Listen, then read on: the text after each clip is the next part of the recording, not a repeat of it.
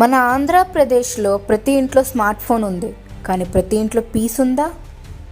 మన state progress అవుతుందంటారు, కానీ మన జీవితం ఫార్వర్డ్ అవుతుందా?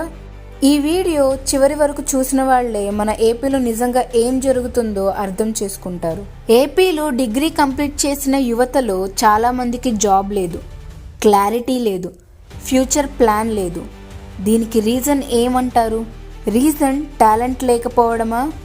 కాదు, రైట్ గైడెన్స్ లేకపోవడం. మన ఎడ్యుకేషన్ సిస్టమ్ మార్క్స్ ఎలా సాధించాలో నేర్పుతుంది, కానీ స్కిల్స్ నేర్పించడం లేదు. 10 years చదివాక కూడా ఎంతమందికి కమ్యూనికేషన్లో కాన్ఫిడెన్స్ ఉంది?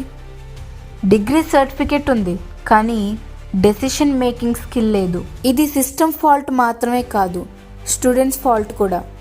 మన ఏపీలో యావరేజ్ యూత్ రోజుకు 5 నుంచి 6 గంటలు మొబైల్ చూస్తున్నారు, షార్ట్స్ చూస్తూ టైం గడిపేస్తున్నారు. ఇంకొకరి సక్సెస్ రీల్స్ చూస్తూ వాళ్ళ సక్సెస్ని డిలే చేసుకుంటున్నారు. ఈ జనరేషన్లో యూజువల్గా కంపారిజన్ అనేది చాలా ఎక్కువైపోయింది. గుర్తుపెట్టుకోండి, comparison is the biggest silent killer. ఇక ఫ్యామిలీ ప్రెషర్. ఏపీ ఫ్యామిలీస్లో కామన్ డైలాగ్ ఇప్పుడైనా సెటిల్ అవుతావా అని. జాబ్ లేదంటే జాబ్ లేదని అంటారు, జాబ్ ఉంటే శాలరీ తక్కువ అంటారు. మిడిల్ క్లాస్ యూత్ స్ట్రగల్ అనేది ఎవరికి కనిపించదు, కానీ లోపల చాలా హెవీగా ఉంటుంది. నిజానికి ముందుగా అందరి మైండ్ సెట్ చేంజ్ అవ్వాలి. డిగ్రీ ఏదైనా కానివ్వండి, ఒక సాలిడ్ స్కిల్ మీరు నేర్చుకోవాలి.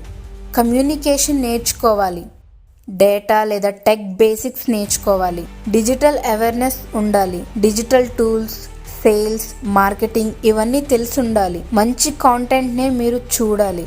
ఈ స్కిల్స్ అనేవి సర్టిఫికెట్ మీద కాదు, బ్రెయిన్లో ఉండాలి. మన యూత్ వీక్ కాదు, అనుకుంటే ఏదైనా సాధిస్తారు. డైరెక్షన్ మిస్ అవుతున్నారు, అంతే.